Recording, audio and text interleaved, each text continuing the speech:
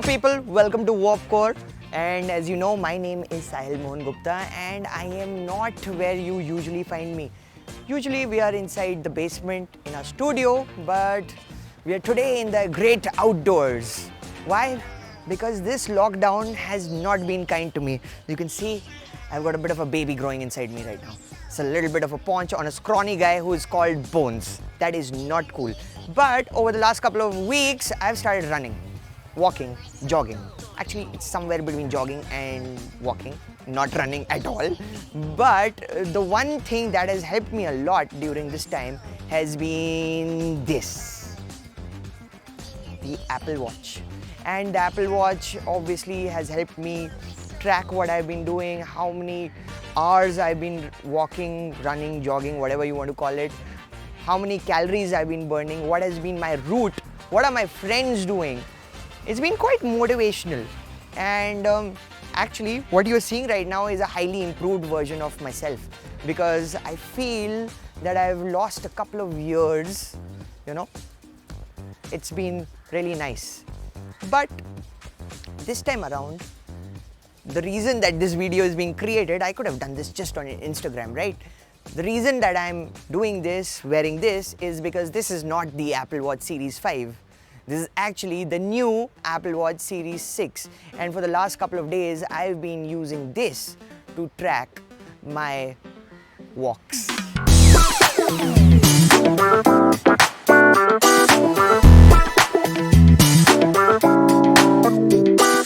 Now, what's new in the Apple Watch Series 6? Because it looks pretty much the same, right?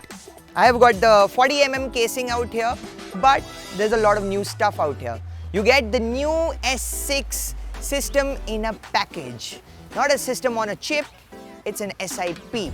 And this is highly improved. It is using cores from the A13 Bionic chip, which is there on this, the iPhone 11.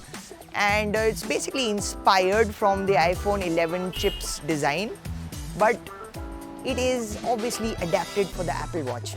This makes it significantly faster. Apple says around 20% faster. It's got dual cores.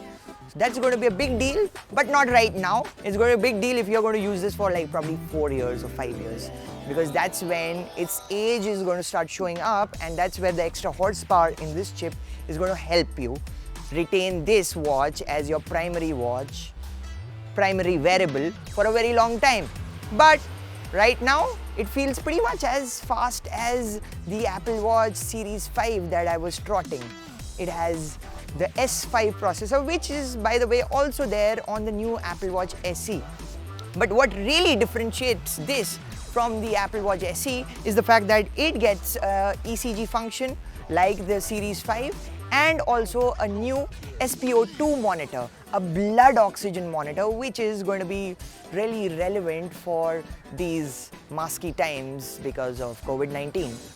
Now, as useful is this SpO2 monitor, it is not the most accurate one. And one of the reasons why it is not the most accurate one is because usually a traditional blood oxygen monitor is going to measure by your finger, but not via your wrist. And here what Apple is doing is in fact kind of reflecting a light to get a measurement on the levels of oxygen in your blood. So it's not the most accurate one, and that's a caveat that I would like everyone to know. So that's the real reason why you'd probably want to invest in this, because you will get better performance over a longer term, and you'll get these extra sensors which will help you sort of gauge some levels of issues in your body, be it blood oxygen levels, be it any kind of heart-related issues. And Apple is working with healthcare institutes in the US to figure out a correlation between the data that it can get from the SpO2 monitor and also the heart rate sensor and the other sensors on the Apple Watch, so that it can sort of help figure out a solution for COVID-19 using the Apple Watch in a more unique, techie way. Well, this is not exactly FDA approved. The FDA hasn't given any kind of approval for this SpO2 monitor, just unlike the type of approval Apple needed for the ECG monitor. because an SpO2 monitor is not that level of an advanced medical device, but it is surely handy, and I'm going to tell you a little bit more about how it will help you kind of dance around COVID-19. So the Apple Watch Series 6 doesn't need to get much better from the Series 5, because the Series 5 is so far ahead of any other wearable, be it the Galaxy Watch, be it the Huawei GT Watch, be it the Fitbit also, in terms of the holistic, the completeness of the experience. But here we are, they've added a new chip, they've added this new solo loop about which I'm going to talk about, and the new sensors. But the real magic of the Apple Watch, particularly if you want to get into fitness, is actually the elegance of the way Apple does things, not actually what it does, because every other smartwatch is pretty much doing the same things. And also the fact that this now is the most popular wristwatch in the world, period. Apple has sold more than 100 million Apple Watches.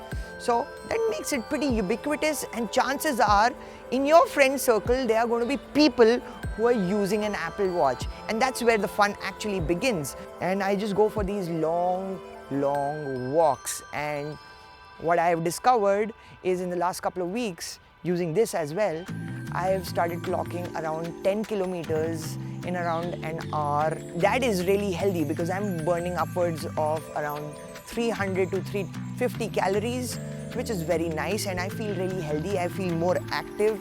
It's really helping me get more work done, actually come up with videos like this, because this is work, and also at the same time, you know, generally feel a little more fit, control my eating habits, just all the usual stuff.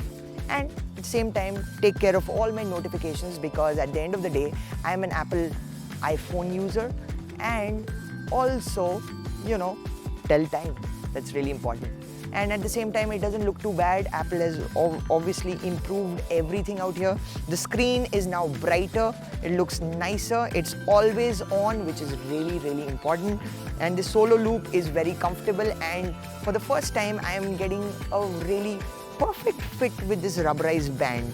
It's one continuous band going from here to here, and obviously this is something you need to measure beforehand, and Apple's got a very convenient measuring tool that you need to print out and then cut out and then figure out what size fits. In my case, because I am bones, it's just 4.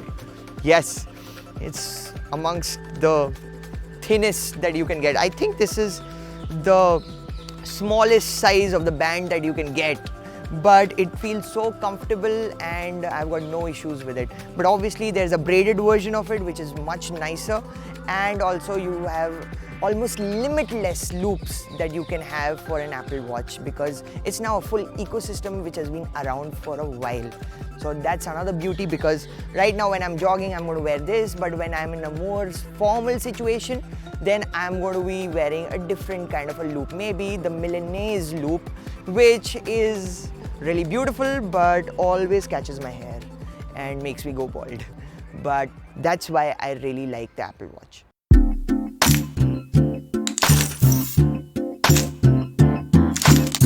So one of my biggest issues with smartwatches ever since the first generation Apple Watch came out was the 18-hour battery life claim.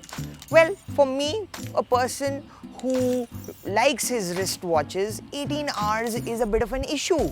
I don't want to charge yet another gadget.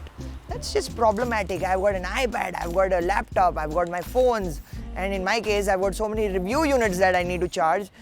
Charging the smartwatch that I need to wear next morning is just too much of a chore. So Apple has not still exactly heard me out here. Please, Tim, please hear me out.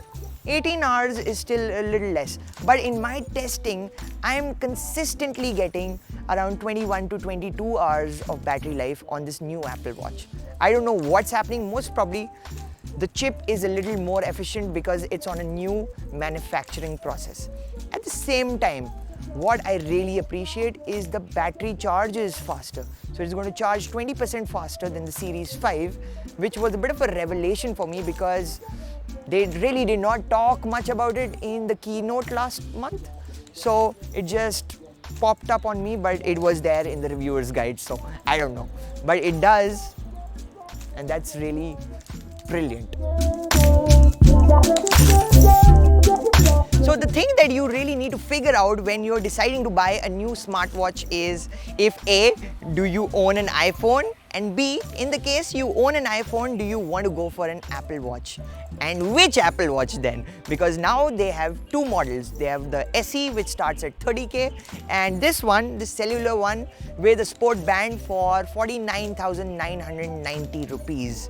This is the 40mm casing, so the 44mm casing is going to be a little more expensive. So let's answer the first question.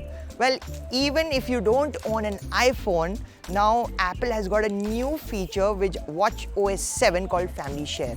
So if you have someone in the household or some friend, maybe he is or she is benevolent enough using an iPhone or an iPad, you can activate Family Share and start using an Apple Watch. Of course, this is actually a feature meant for kids, for families trying to keep a tab on their kids, but this can also work out pretty well for you in a very different way. And in the case if you have an iPhone, then the Apple Watch is the no-brainer choice. It is the best smartwatch in the world, right? Well, now that you have got two options, this one, this more expensive one, I would recommend to older people, particularly people who are above the age of 40, because the SpO2 monitor and the ECG function is going to come in really handy to keep a tab on their health. At the same time, it's going to age more gracefully because of the S6 chip. It has slightly better battery life and it charges faster. For everyone else, I would still go with the SE. The reason for that is that it is plenty fast and at the same time, it's pretty affordable now. So my recommendation for people above the age of 40 is to go for this one, the expensive Apple Watch Series 6, and the reason for that is the SpO2 monitor and the ECG function, because that's going to allow them to keep a tab on their health in a better way. As you grow older, obviously there are some issues that keep cropping up with the body, and this is going to come in handy. On top of this, because it's got the S6 processor, it's going to last them longer. They're usually not the type of people who will like to upgrade every new thing every second year.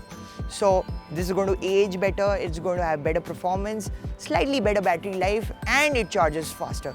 But for everyone else, including myself, the SE is the one to go for because it is affordable, and probably you would want to pair the new SE with a new solo loop, perhaps a braided one.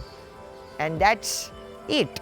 This is the Apple Watch Series 6. The best smartwatch in the world, just got even better.